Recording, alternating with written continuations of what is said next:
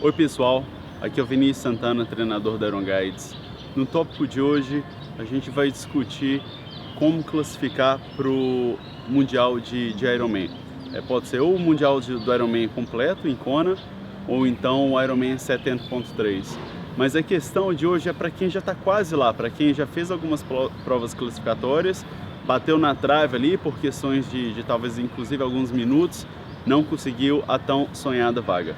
Como atleta eu já classifiquei 2 vezes como atleta amador no meu primeiro Ironman em 2004, eu ganhei minha categoria.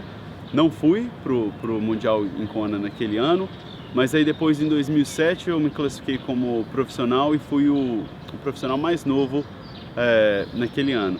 E como treinador, hoje eu tenho 37 atletas classificados na data desse vídeo, em mais variadas provas aí pelo mundo. Eu não moro no Brasil mais, eu moro na Tailândia, eu vim para cá como atleta e apareceu uma oportunidade como treinador, o que eu faço aqui agora. Então eu já trabalhei com atletas aí do mundo inteiro, vários do Brasil. A gente tem a Iron Guides Brasil, que é por onde você está assistindo esse vídeo, e muita experiência aí em diversas provas do mundo. Então é uma coisa legal que dá para ver do lado de fora as melhores possibilidades para você classificar para o Mundial de Ironman. Bom, as dicas que eu vou passar aqui agora só servem se o principal já tiver ali encaixado, que é a sua forma física.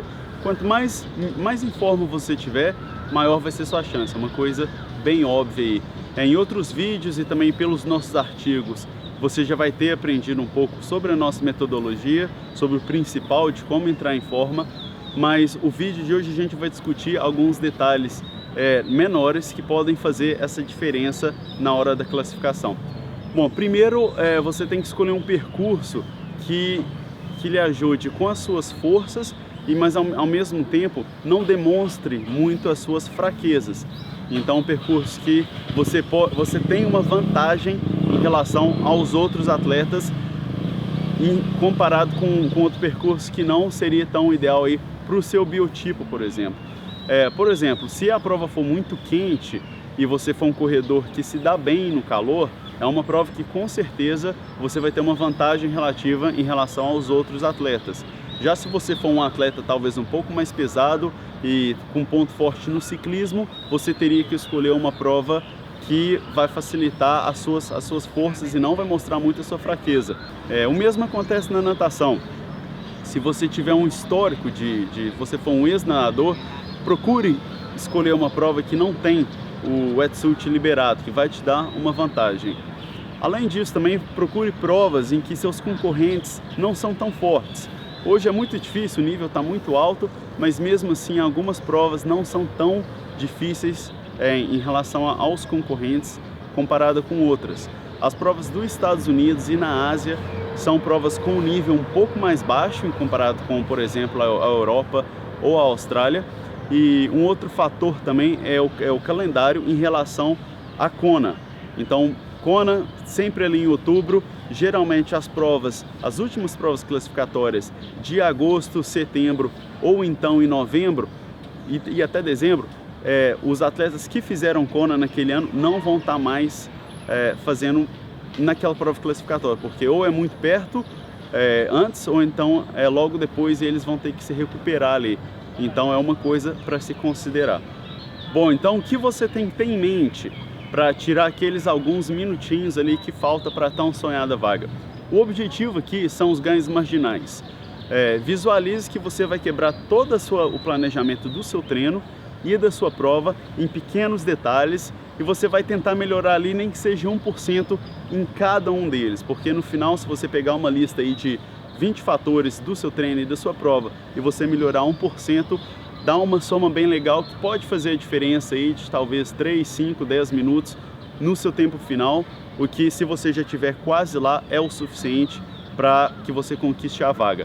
Bom, então algumas ideias. No dia da prova, por exemplo, a sua natação ali, você já tem em mente o que seria a sua natação perfeita? Onde que você vai largar? Quem que você vai tentar acompanhar?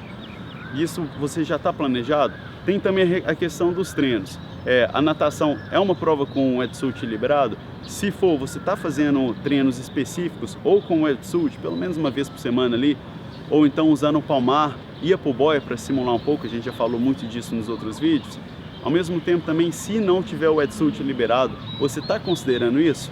Fazendo muito os treinos com o seu tornozelo amarrado, que é uma coisa que a gente também já mostrou nos vídeos anteriores.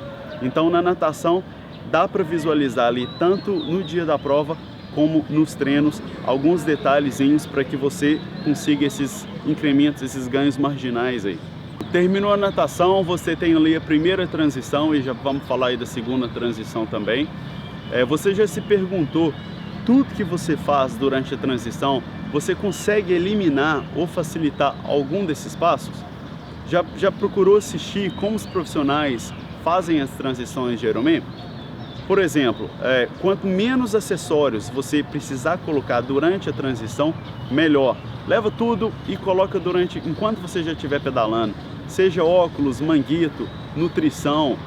Um detalhe legal também é a questão da meia. Eu concordo que a meia é interessante de usar, principalmente para corrida, mas se você já estiver num nível de estar ali quase classificando, a primeira transição tem um peso de estratégia muito grande, que você quer estar muito na frente para pedalar perto de atletas fortes, usar esses atletas como pace aí no ciclismo, manter aquela distância legal e ir com eles. Então não demorem na primeira transição, deixa ali a meia alguns detalhes mais lentos para a transição número 2 e procure eliminar o máximo possível passos durante as transições. Passando para o ciclismo, assim como na natação, você quer visualizar a sua prova perfeita. Na minha opinião, qual que é o ideal aí? Você quer fazer uma natação relativamente rápida, a primeira transição também rápida, mas é muito importante os primeiros 15, 20 minutos do ciclismo começar muito devagar, começar bem lento, pode deixar o pessoal ali ultrapassar ali, então a cada 60 km, até os 60, até os 120, depois o último terço e os últimos 60, vá aumentando o seu esforço um pouquinho e aumentando a velocidade um pouquinho também. Mas se você pegar aqueles primeiros 15, 20 minutos e fizer ele bem lento, quase que como um aquecimento, todo o pacing, a sua estratégia de ritmo do resto da prova vai vir muito mais fácil. Bom, é uma questão também, se você já estiver quase lá em relação à Kona, digamos que você já tenha feito vários Ironman antes, e para você completar um Ironman ali já não é tão interessante, mas você quer ou fazer o seu melhor tempo ou classificar para o Mundial, então pode ser uma situação que você possa arriscar um pouco em relação ao equipamento. Então, por exemplo, se for uma prova talvez muito ondulada, não leve mais o step, porque se furar pneu, se você já estiver ali a 3, 5 minutos da vaga e tiver que parar para trocar, ainda carregar ali o step, é uma coisa a mais que você pode tentar eliminar. Claro que você tem que estar ciente desse risco, que um pneu furado é o fim do sonho, digamos ali, mas é uma questão de arriscar. O segundo passo no ciclismo, aí, se você já tiver feito a sua prova perfeita antes, é pedalar um pouco mais forte do que você já fez. Então arriscar um pouco em relação ao ritmo na bike também, que na bike é uma das modalidades que você tem mais controle do seu ritmo. A natação é um pouco complicado porque tem no grupo ali a natação também, se você nadar muito forte em relação a minutos não faz muita diferença. Já no ciclismo você consegue ter um ganho em relação a minutos maiores. Então dentro dessa progressão de a cada 60 km, a cada um terço, talvez arrisque um pouco mais, principalmente no final, e veja o que dá, porque pode ser que esse risco é um risco é um risco alto, mas também pode ter um resultado que é a tão sonhada vaga aí. Segunda dica em relação ao equipamento é tentar minimizar possível o volume da sua nutrição. Então, mais uma vez, veja aí o que os atletas profissionais fazem, geralmente são calorias nas garrafinhas, eles não levam muita barrinha, aquele bento box, né? Então tente facilitar ao máximo a nutrição, só não corte as calorias, porque a caloria com certeza você precisa dela durante a prova. Bom, e por final a questão do equipamento. O limite aí vai ser o seu orçamento, mas um investimento fundamental é a relação do bike fit. O atleta cria 70% do arrasto aerodinâmico, então é a prioridade. Um bike fit não é tão caro se for comparado a outros equipamentos. E depois comece a investir no que vai complementar aquele bike fit. Por exemplo, a sua coroa é de um tamanho adequado, Então, e a partir daí você começa a procurar investimentos que vão lhe trazer mais retornos também. Seriam talvez um capacete aerodinâmico, um pneu de competição, uma roda de carbono. Procure investir o que couber no seu bolso aí para tirar ali, mais uma vez, ganhos marginais, alguns segundos ali, outros aqui, e que no final do dia podem ser a diferença de alguns minutos que vão te levar a sua vaga para o Mundial de Ironman ou para o Mundial de Ironman 70.3. A modalidade da corrida é um pouco diferente da natação e do ciclismo, porque é muito difícil você arriscar em relação ao ritmo.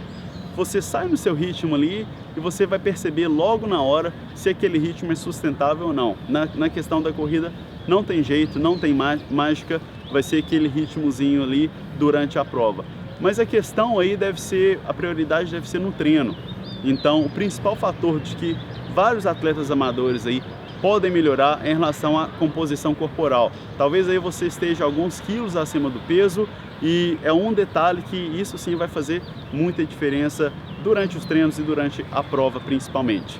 E se você já estiver ali com uma boa composição corporal, já estiver bem magrinho, não tiver de onde tirar, é uma hora de começar a olhar em detalhes do treino. Por exemplo, a gente conversa muito sobre uma ferramenta do treino de corrida, que são os treinos na esteira. Você consegue controlar muita coisa, você consegue prestar atenção na sua técnica. Eu já dei alguns exemplos também de treinos com variações de subida na esteira. Então talvez investir ali numa academia para ter acesso à esteira, nem que seja uma vez na semana, experimentar algumas coisas diferentes para, mais uma vez, ter aquele ganho marginal por cada modalidade, por cada detalhe do seu treino e na sua prova.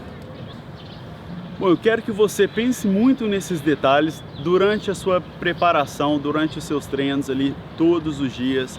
Procure focar em cada detalhezinho que pode fazer uma diferença pequena no dia da prova, porque a somatória é a diferença da vaga ou não. Mas o que acontece é o seguinte: durante a prova você vai trocar o seu foco para a execução da sua estratégia de prova. Você vai seguir o seu plano, não pense muito na vaga, não pense em que posição que você está, porque dependendo do seu sexo ou do seu age group, você vai ter que ganhar ali. Então pode ser que, se durante a prova você tiver não tiver nem entre os 10 primeiros, pode ser que dê uma animada. Ignore, foca no processo, esqueça a vaga, tente ficar frio ali, mesmo que sua estratégia seja arriscada e na hora parece que não esteja dando certa, não desista, porque você nunca se sabe o que os outros estão fazendo, você não pode controlar o que os outros estão fazendo. E se por acaso ali você não conseguir a vaga da Kona, e mesmo arriscando o máximo possível, mesmo fazendo tudo certinho nos treinos, é porque os outros atletas eram melhor que você, paciência. Mas o que acontece com muita frequência, um atleta faz uma estratégia de muito risco e os outros que estão marcando aquele primeiro atleta seguem ali e acaba que no final quebra todo mundo. Então, siga o seu plano de prova, mesmo que seja arriscado, mas entenda que uma coisa é ser um pouco arriscado, outro é arriscar demais, e aí já não vale muito a pena, porque a chance de uma quebra é muito grande. Eu espero que esse vídeo tenha ajudado a chegar um pouco mais perto aí do seu sonho de classificar para o Mundial do Ironman ou do Ironman 70.3. Não deixe de assinar o nosso canal, a gente está sempre fazendo o upload aí de vários vídeos, de dicas como essa. Se você tiver alguma dúvida sobre esse vídeo, deixe nos comentários aí que eu vou responder assim como possível. E visite também o nosso website ironguides.com.br. O link está aqui embaixo. E bons treinos aí, boa sorte na sua prova de classificação.